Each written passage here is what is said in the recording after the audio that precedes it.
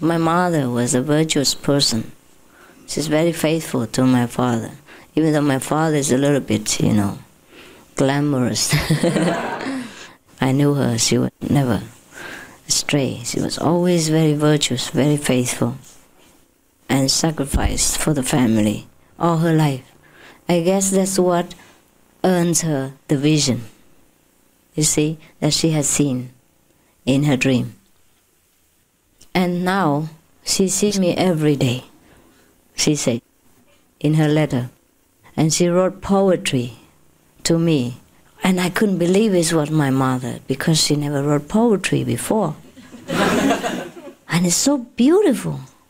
She was, in that time, in Vietnam before, it was at war, and the women were kept illiterate. You understand? Most of the women, some, not all, but many were kept illiterate because we were more a male-dominated country, like China and most of the Asian countries, the male-dominated, you see. So the woman thought it's useless if you went out and learned something, because then you have nothing to do. You will wash dishes and wash children's napkins, that's all. Why do you need education? You see? So my mother wasn't very literate. She could read and write, but she wasn't, literati. But she wrote beautiful poetry. More beautiful than I could ever think of. So beautiful. And many times for me. And very, very spiritual poetry. You understand? Not normal, affectionate and kind of family things. No, I could not recognize her. She very much loved children and family. But how come she became so changed? Everything she said was spiritual.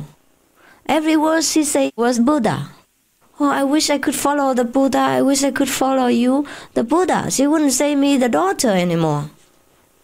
Everything was reverent and spiritual. And I couldn't recognize my mother. She was different from the way I knew her. You understand? She was very much a businesswoman. Very materialistic in her way, From what I knew, she came for her business, and she worked hard, and she raised the whole family. She decorated me and my sister with gold. You see that? And my father's earnings were not coming in there. So he had to take it from her also. Well, I'm sorry for my father, but it was the truth, what I knew. But my father was different, He was a little bit more literati and more romantic, yes, and more generous. My mother was more down to earth and more hardworking and very practical, So I think I learned from them both generosity, being romantic and hardworking and practical. These two normally don't mix. A practical person cannot be poetic. But I think I have both because of my parents. Both of them were just like water and fire. One was very practical, very frugal, very, self-sufficient. The other was romantic, poetic, and just not reliable. Because my mother was too reliable, I guess. So he knew he always could get something. He didn't bother about earning money much, and what he earns, he spent. But my mother was also a very good woman, a very humble wife. I remember, even though she raised us, and everybody knows this, most of the finances came from her, but whenever I wanted something extra, I always had to go to my father and ask his permission. She made me go to my father and ask his permission before I could get what I wanted. Not because she earned all the money, she took care of the whole house, and she played the boss. You understand? I think she's a beautiful woman. The more I talk about her, the more I know about this beautiful woman. She's so virtuous. No wonder she has beautiful experiences now every day. She meditates 4 hours at least per day. With her very old and painful condition, she has the rheumatism. And some of the wounds that she had before, during the war, it hurt her. And the only thing she prayed to me is that please help the condition to lessen so she can sit longer. That's all. She never asked me for money, never asked me for any support, never asked me to bless her with more beautiful visions or get her faster to Buddha land. No. She never burdened me. She never burdened any of her children. She only gave but never took. She's a beautiful woman. Really, for an ordinary person, is rare, right? Rare to find this. And she had not eaten vegan before in her life, but she eats less, very frugal person. So I can say that even though she was not vegan, she most likely didn't eat much of anything, meat and anything like that. The good things she only gave to us and my father. And she ate whatever was left over. And she wore clothes that were sometimes patched, even though she was very rich. All the boxes of gold that she showed me, she never used for her own comfort. Now I know where I learned all these good qualities from.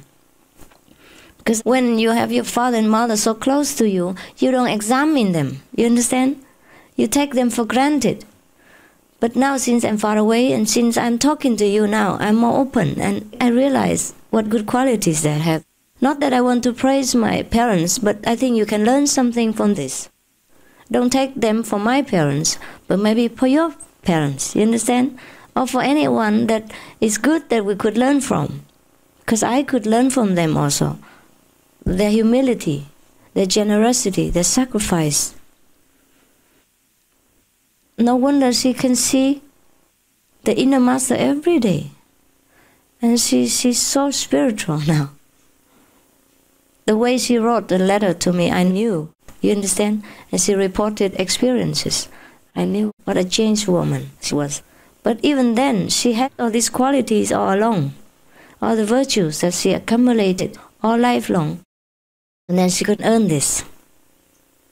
No wonder she's my mother, I think. It's not by chance, huh? Now talking about it, I remember how beautiful that woman is. And she doesn't even ask me to sponsor her to come out. She always writes, don't worry about them, they're okay, even when they're not okay. She said, don't worry, just be an xin chấm chẳng. An xin à? Just live your life in peace. Take care of yourself. You see? And don't worry about us, don't burden yourself. She never asked me to come out, to take her out. She worries that she will burden the children. You understand? Yes. It's really a very rare quality, very rare, because some of the parents would expect something from their children in return, and they would blame them if they don't give it to them, right? I have raised you, I have given you education, and now you don't take care of us, you give us nothing. They would blame the children, but no, my parents never did, as long as I remember. They never blame us, anyone, for not taking care of them, or not giving them this and that and others, or not being the way they expected. Of course, they would say we have to be this and that and other things. A very good and noble person, and they also didn't blame me. I think I have wonderful parents, and I'm very lucky. So I share with you my fortune in case it helps you. You don't need to worship them, huh? I forbid all the disciples to go to see them. You don't make noise at my house. It's good enough that you make noise where I live here. I sacrifice everything for you, but not my parents. They're old. They need quiet. They cannot entertain you. They should not have to. It's good enough that you trouble me, huh? So don't go try to trouble my parents. They're very old now. They need time to meditate. Both were initiated. My mother meditated a lot. She wake up every morning, she say, from 4 o'clock and meditate to 7. And then evening again, 2-3 hours. She said since initiation she never failed. But the initiation was distant, huh? You're more lucky. I give you personal interview. My mother, parents didn't see me at all. Just a long distance initiation.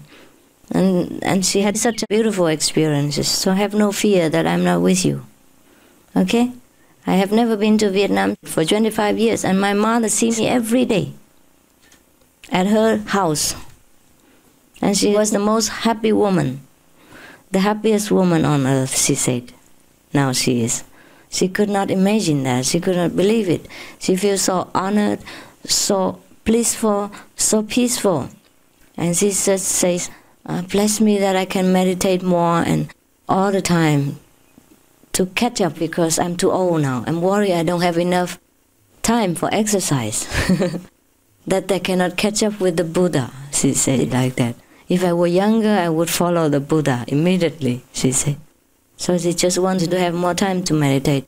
And if you came to their house the way you come to me, the poor woman would never have chance.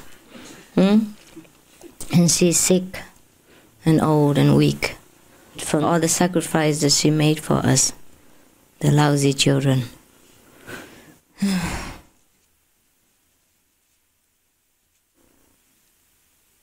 Some people wanted to go and bow to my house over there. I said, the coconut trees that we planted around, if you sit around, you bow around, it will drop on your head. And I cannot be responsible for that. So don't bother going around there. What for? Huh? So just better leave my parents in peace. Huh? I don't want all this glory, all this illusionary glory. It's good enough that you meditate, that you recognize the master power inside you, bless yourself, your ancestor, your relatives, friends, and your country that you live in, and the world that we share, that's all. That is our motive. That's what pleases me most. And not such outward trouble, okay? From here to Vietnam takes a lot of money and time. And takes a lot of money to bow to all these coconut trees. We have a lot. And I used to sit under them, and you might think you want to bow to these trees, or you sit under them to become a Buddha. And the coconuts would drop on your head, and then how do we take care of that? Huh? If 100 disciples go there and sit under the 100 coconut trees, and they're all broken-headed, what's how we do?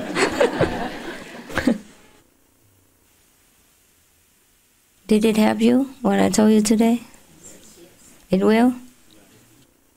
And you try to live up to it? Then at least what I tell you is useful. Otherwise I'm tired of talking, you understand? This morning I was in bed meditating, and then I was thinking how difficult it is to teach people. And I wanted to give up. Well, I did that many times, so don't worry. I wanted to give up many times, so don't worry. It's just one of those days, you know. I may never do it, but I always think I may, you know. Well, that's a comfort. This is my personal, private comfort, that I might do that, even though I probably never will. So that I have some kind of illusion, you know, that I could always quit when I want. So I don't have pressure, you know. I said to myself like this, just do it the last day, and then you quit. That's how I always kid myself into doing every last day. Because sometimes I'm not used to people, you know. I still never am used to with people. I told you already I was very shy, and I'm afraid to see the public. In India, I always hid myself. Even when I wasn't master yet, people took notice of me. Maybe because I was the only Oriental there, or maybe I looked here, I don't know, look like E.T. or something. Yeah, I always attract attention since I was a child, and I'm very shy, very shy. That's why I don't want to see people. So I guess I just have to get used to the crowd. But even then, it's not always my desire, you understand? I just do it, that's all. I control my feelings and emotions, that's all. But it's not that I truly very much like to always be in the crowd.